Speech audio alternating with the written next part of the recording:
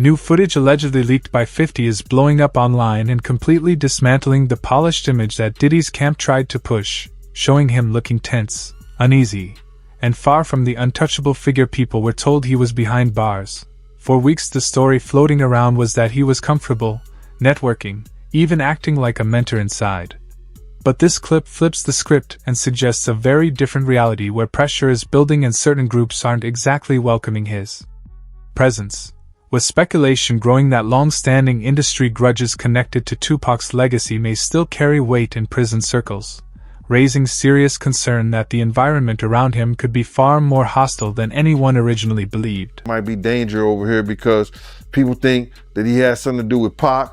People think he has something to do with Biggie, and they right here in Brooklyn. You understand? It's right here in Brooklyn, and some of the people are still mad that he made Making of the Band walk to Brooklyn from, you know, to get the cheesecake, and just around the corner from the Cheesecake Factory. So, I mean, Junior's. So it might be some dumb shit. So y'all need to get him out of here and ship him to Jersey because somebody gonna kill him over here. Those are good arguments, if you want to call it, but it's bullshit. He gonna get the same treatment no matter how much money he got. For decades, the murders of Tupac Shakur and Christopher Notorious B.I.G.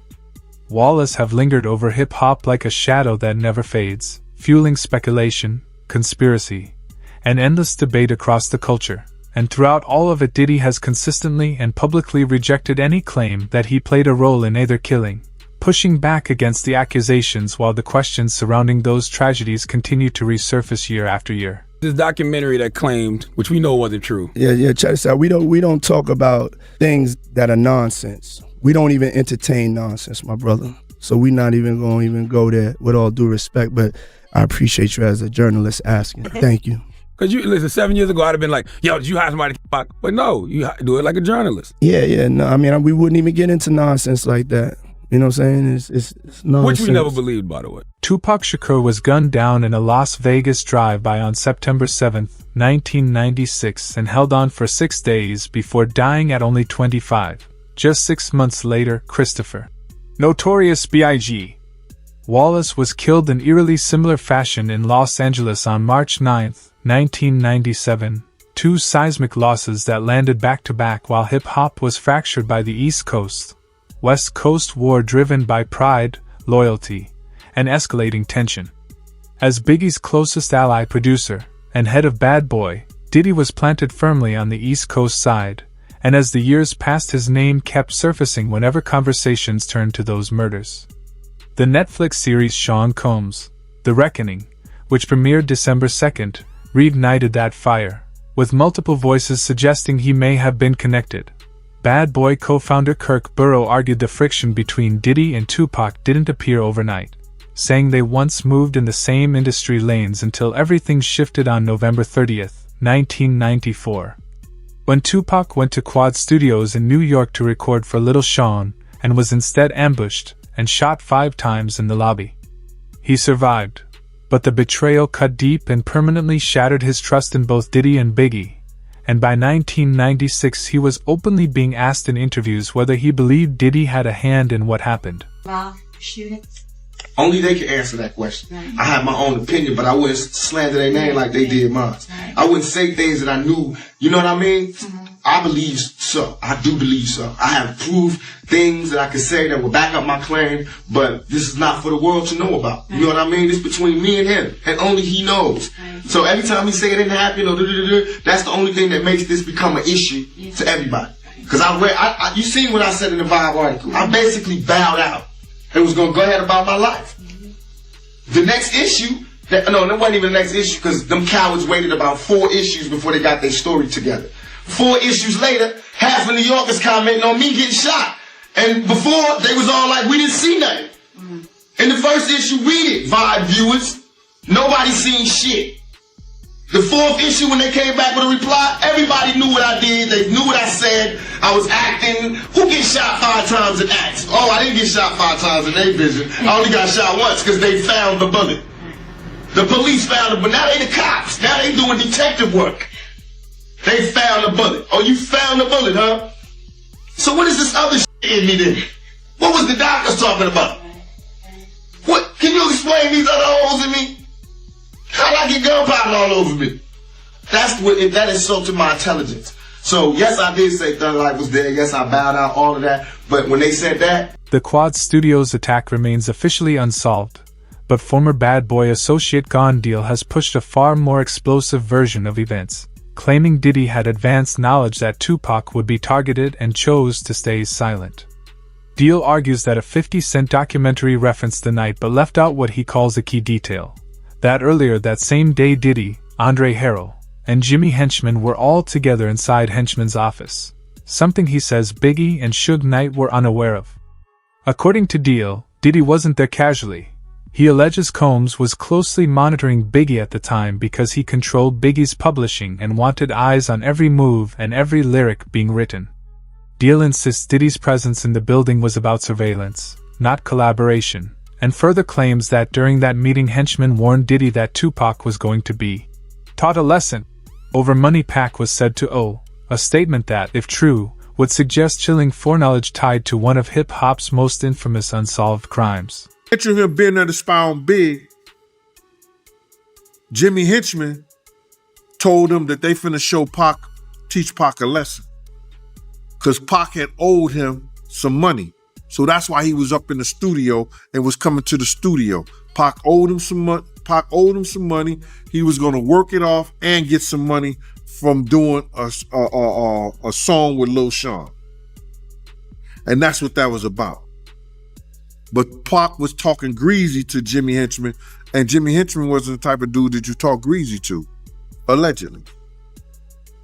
Unless you're 50 Cent. So Diddy knew what was going to happen to Pac. He knew Pac was about to deal with, yeah. He was there to see it. He was there to see it. He wasn't only that to see Big them. When Jimmy Henchman told him that, he was there to see what's going to happen to Pac. He was there for that. Because had he not been there for that, he would have went up there in the office. He would have went to the studio or the studio session with Big them. He would have went to that studio session with Big them. He knew what room Big them was in. He didn't do that. He was there to see what was going to happen to Pac after Jimmy told him. And that's factual. Gene argues that this account closely mirrors what Bad Boy co-founder Kirk Burrow has publicly suggested for years. That Diddy wasn't just a bystander to the chaos surrounding Tupac but someone operating quietly in the background while tensions escalated. In Gene's view, the alleged financial angle is the critical piece, because if disputes over money were really fueling the setup, Kirk would have been one of the few insiders positioned to understand exactly where those funds originated and how they were being moved. That overlap between Deal's story and Burrow's long-standing suspicions is what Gene says makes the situation feel less like coincidence and more like a pattern hiding in plain sight. Yeah, Kirk Burrows, he also said that, he feels like, Diddy was behind Pac murder. Yeah. If Diddy played a part in that stuff, like he said, Kirk know where the money came from. I'm going to say this. They tried to, if you talk about the Vegas trip and the whole 9 yards, Kirk said that he paid for people to drive out to Vegas. You know what I'm saying? He said he paid for people to drive out of Vegas. I was heavily with Bad Boy at that time. I don't remember that part of it. You understand? I don't remember that part of it. But if Kirk knew and he was paying for people to drive out to Vegas in the whole 9 yards, it's hard to hide $1 million, brother. you ain't going to cash that in the check cashing place. You signing that over to somebody. I said 1,000 times, and I'll say it 1,000 times again. Eric Von Zip showed me and my man Boondang, AKA my man Slick, a check for $1 million. We don't know, and everybody trying to say, lying, talking about half of it got paid, 500. I don't know. I know when I asked him about, we asked him, do we ask? No, we didn't ask him. I know when he showed us a check and he walked away after he showed us the check for the $1 million. Many of the key players from that era may be gone, but the financial records they left behind still exist, and Gon has always argued that real answers won't come from street rumors but from tracing the money, contracts, payments, transfers that never disappear.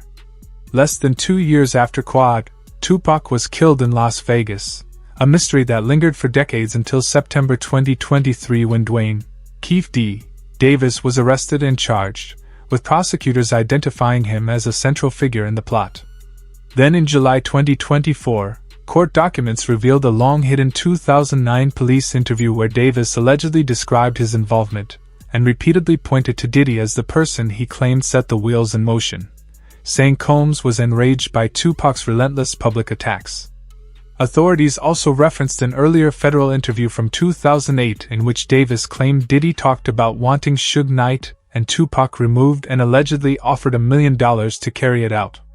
Those claims remain unproven allegations, but their resurfacing has reignited one of hip-hop's most controversial and unsettling chapters, shifting the focus back to whether the truth has been sitting in paperwork all along. Diddy's claim was an informant in 1997 who told investigators that Puffy had hired the Southside Crips to kill both Suge and Tupac, and that the Crip who was jumped at the MGM was in the group that had done the hit, and that they originally were going to do it at Suge's Vegas nightclub, but then decided to do it right away instead of waiting. This was exactly the same story that Keef D told us a decade later.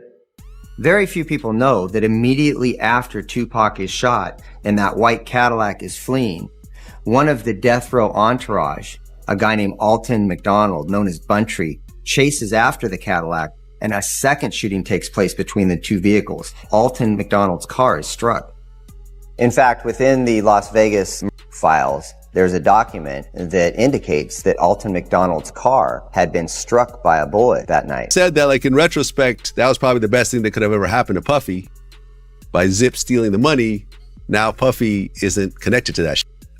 Or else it would have been like a hire or something, you know what I'm saying? The FBI said Zip. So the FBI told you the same he was thing. a dirty motherfucker. Yeah. So the FBI told you that Zip kept that money as well. They said Zip's a dirty motherfucker. Everybody crossed you. You're the last one to know every fucking thing.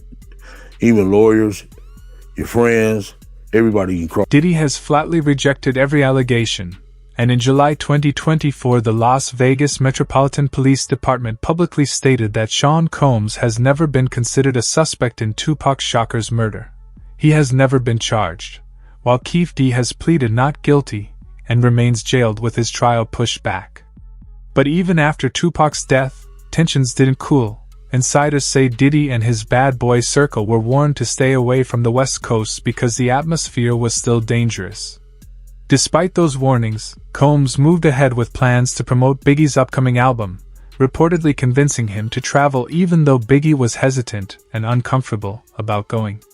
In Sean Combs' The Reckoning, Kirk Burrow claimed Diddy pressured him to move forward anyway, a decision that continues to fuel debate over whether business ambition outweighed the clear risks surrounding that volatile moment in hip-hop history. View that Puffy did with Fat Joe, where he was talking about Biggie in his last moments in LA, and he told Fat Joe that he didn't want to go to LA, he actually wanted to go to London, but Biggie, he was the one that wanted to go to LA, and he was the one that was pushing to go to LA.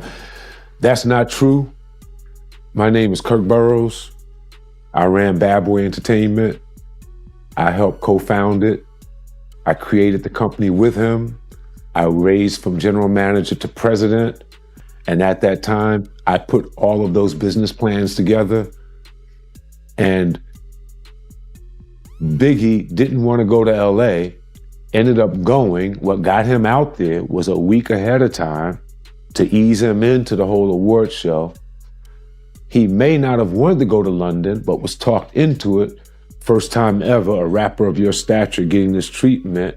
That would be something he would be interested in doing, but he was easily talked out of it by Sean so that they can make an appearance at an event in LA that Saturday night, a part of the posturing of not only did we come to the award show, not only am I recording my album out here, and Big is gonna help me with some of the writing and maybe do something out here where me and him did this song in LA, I'm out on the town. John Deal later backed up what had long been whispered behind the scenes, explaining that Clark Kent, someone tight with Biggie and deeply plugged into the business, openly said he was confused about why Biggie was heading out that night at all, since he was meant to be leaving town, not stepping into another late-night appearance. When Clark pressed him about the trip to the Peterson Museum, Biggie reportedly answered that the whole thing had been arranged by Puffy along with another party, which immediately raised red flags for Clark. Gene says none of this was known to him in real time and only surfaced years later when Clark finally spoke on it publicly, adding another unsettling layer to a night that was never supposed to happen. They wasn't going out to no party, no clubs, and no hip-hop scene. They wasn't doing none of that, brother. But that one particular night they go out, and it was because of Puff and D-Rock. Clark Kent said that shit himself. I've been saying it for years, but everybody was saying, I'm capping. Nah. What do you call Clark Kent? Is he capping? He's a vice president of a record company. You understand what I'm saying? He was DJing for Big. Is he capping? All these people should smack themselves, brother. Because what happened is, when people hear the truth, they can't believe it. Why? They can't understand it. But it happened. We couldn't have done nothing because it was no we. It was no we out there. Big had a security, Paul offered. Reggie Bullock. Puff had me and Kenny. We was down 6 to 8 other men. And it's 23 people in the entourage. And none of them got no guns. You don't go Cali empty-handed.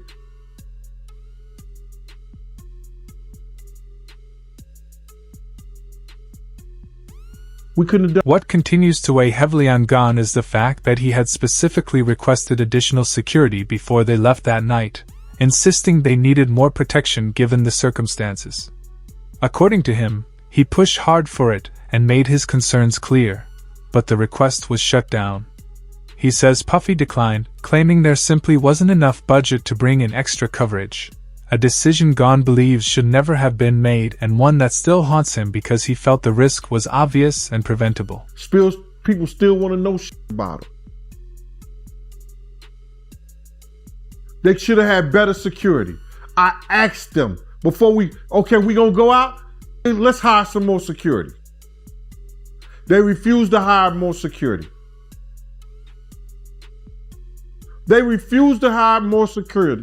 Kirk Burrows said the same thing. They ain't have it in the budget. Not without Big, they don't have no budget. As the docket series moved forward, former LAPD Detective Greg Kading made it clear that in his view, Diddy didn't help clarify anything for investigators. He believes the opposite happened. Kading said the actions and interference coming from Diddy's side complicated leads, slowed momentum, and added layers of confusion at critical moments, ultimately making an already difficult investigation even harder to navigate. Perceptions have changed slightly, gradually over time. Today, I look at Diddy through a different lens than I might have 10, 15 years ago. There were obviously some early red flags, but it's a complicated thing because you know, we have to be very careful about falsely accusing people or even, you know, making accusations based on nothing more than speculation. And we just haven't seen all the evidence. So I prefer to kind of withhold judgment on some things. I can tell you regarding Diddy back when Tupac Shakur and Biggie Smalls were murdered. He wasn't exactly cooperative. He didn't do what you would assume a friend or, you know, a manager, so to speak, would do.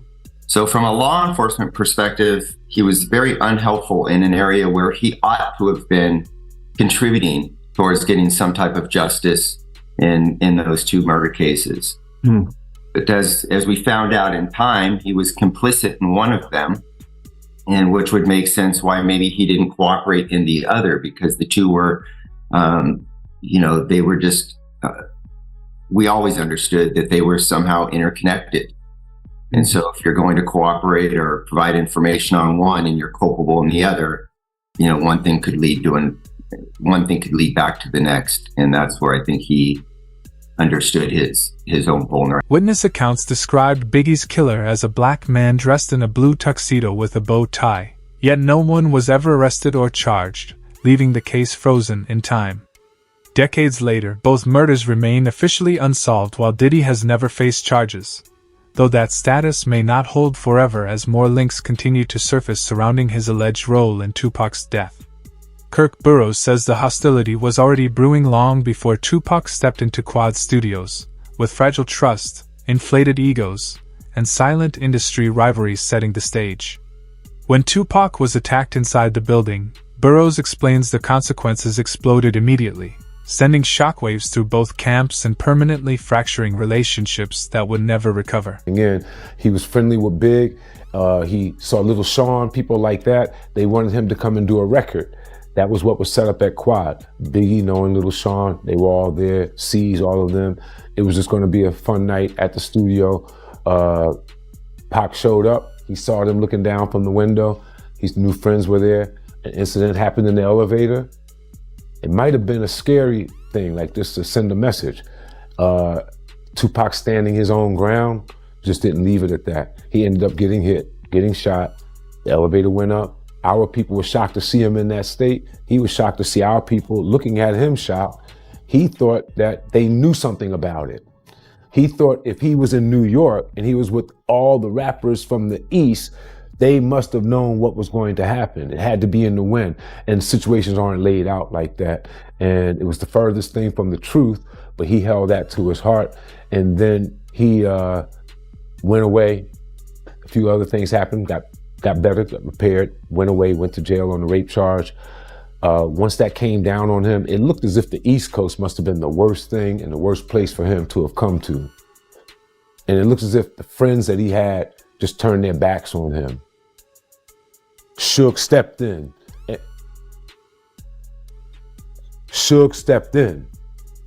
And when Suge stepped in, he signed him. He signed him to a napkin at Clinton. And that letter that he sent through Wendy Day, she was definitely a person that was connected and a mediator between most everyone in the hip hop game and had been for a minute, legendary person. She delivered the letter to my office. It started with West Side Up. So it gave an indication of rumblings that we heard in the street with him being shined by Suge was definitely true. He's going to go west when he come back, and he hasn't. Burroughs recalls that Tupac made it clear to him that the situation had crossed a line and was no longer about records or competition. The message he sent was direct and chilling. Tupac believed a real battle had begun involving Puffy and Biggie, and he left no space for doubt or interpretation. Burroughs says Pac's tone was firm, focused, and absolute, driven by the belief that the incident at Quad Studios marked a turning point that reshaped everything from that moment forward. Wendy Day, very important woman in the hip-hop world. I think she helped Baby and those guys with Cash Money label, setting that up. She's very influential and instrumental in a lot of success. When I started in the music business, I reached out to her. She had a company called Rap Coalition. She went back and helped rappers from a previous generation get their money straight, their royalties. With that being said, I was like, she's someone I want to know. In knowing her, I had the good fortune of when she was dealing with Tupac during his crises on the East Coast, she went to visit him at Clinton. He wrote a letter, drafted it so that she can bring it to me at the office so that I could know and be able to relate to Sean where we were with him. And the letter, if I remember, it said, West Side Up. And what we had heard was rumblings that Suge came and signed him on a napkin to a contract, and he was going to go west, and all the stuff that happened to him on the East and made it look like people on the East, the king or the biggest rappers on the East, or people that he knew should have warned him or protected him against what had happened. And it just is not geographically laid out like that. And a lot of people caught some blame for things that they had nothing to do with. And he took offense, went west, and that started him as a mouthpiece against the East, all right, going at Biggie. And I think it's more than, that's one level of the beef. Then I think there's another level of things that were going on in the streets where things happened in the dividing line between East and West that caused a big rift that led to mouthpieces going. From Burroughs' point of view, that night was the spark that sent tensions between the camps into a dangerous tailspin well before the violence that would later stun the world. He saw it as the moment rivalry hardened into something far more volatile. Meanwhile, Chopper has been vocal in saying he believes Diddy played a central role in Tupac's death, pointing to what he describes as deep, personal hostility that went beyond industry conflict, and in his eyes, made the situation feel deliberate rather than accidental. You made about how when you would bring up Pac name around Diddy, he'll get mad. Yes. He hated every bit of it.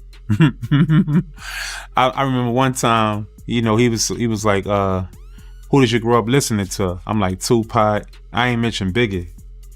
That nigga ain't even talk to me for like 4 fucking days after that. Everything with Pac, like, you couldn't say Pac was anything better than Biggie. You can't put them in the same realm or nothing. It was all about Biggie.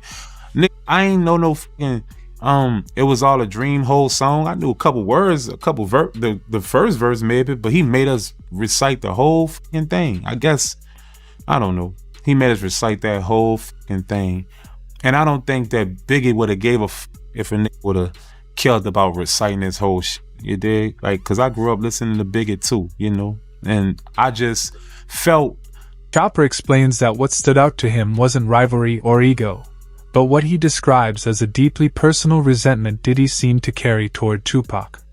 In his view, it wasn't industry competition or petty tension, it felt targeted, emotional, and unwavering.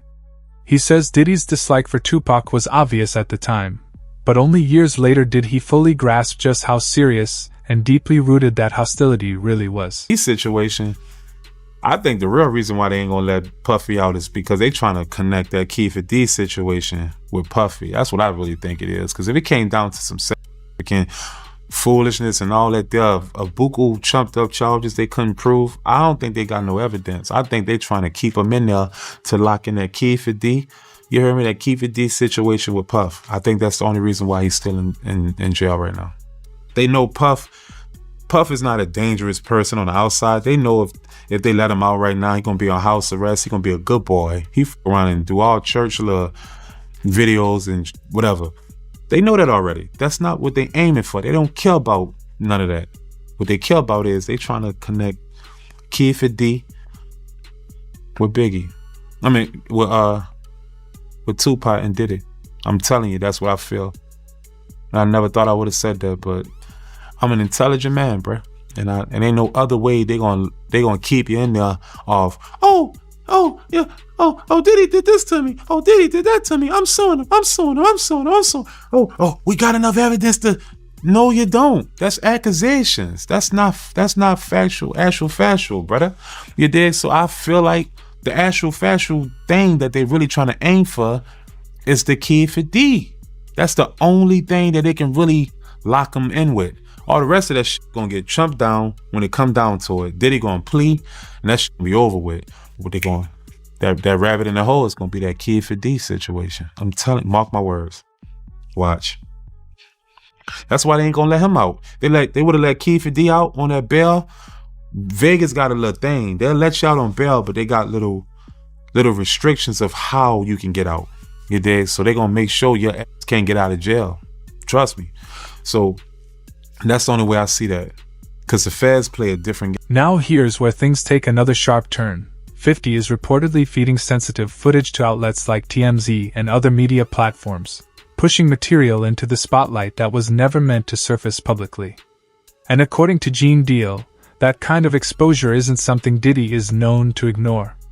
Gene warns that when pressure like this builds and narratives start slipping out of someone's control, retaliation often follows, suggesting this media war could escalate fast behind the scenes. To put people out here that's doing shit like this, that's taking from people's families, that's beating women, that's drugging women, I ain't got a problem with it. Let's go to war. Bruh, first of all, they're gonna try to get his baby mama stories.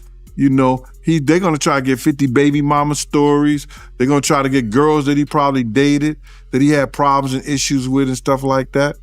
You know what I'm saying? They're gonna try to do the same thing they probably did to R. Kelly or Puff or whatever like that, and people tell their stories. You understand? But, you know, they trying to retaliate on what he did. Let him go ahead, bruh. Because I think he ready for it. You don't do this shit, and you don't do the stuff that he did or sign on to the stuff that he did with Puff. Unless you got your shit in order. Don't throw no stone if you live in a glass house. Don't throw no stone if you live in a glass house. I believe 50 ready for it. If they come at him any kind of way. I heard that Diddy is trying to sue Netflix for $1 billion. Ain't nothing came up in court. That's just talk, bro. No paperwork has been put in and signed into that. They're gonna have to have a reason. If they were suing him and he had enough reason, why they didn't cease and desist the thing? Huh? If he had a leg to stand on, why they didn't cease and desist the documentary?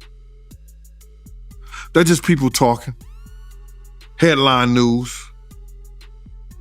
Because had it been filed in court and they had a leg to stand on, they'd have been bringing that stuff down. Oh, we can't show it no more. Whether Diddy will ever face a conviction connected to Tupac's murder remains one of the biggest unanswered questions in hip-hop history, especially as old allegations continue resurfacing and former insiders keep adding fuel to the conversation. For decades the case has lived in speculation, rumors, and conflicting accounts rather than courtroom facts. But the renewed scrutiny and growing public pressure have people wondering if accountability could finally catch up after all these years.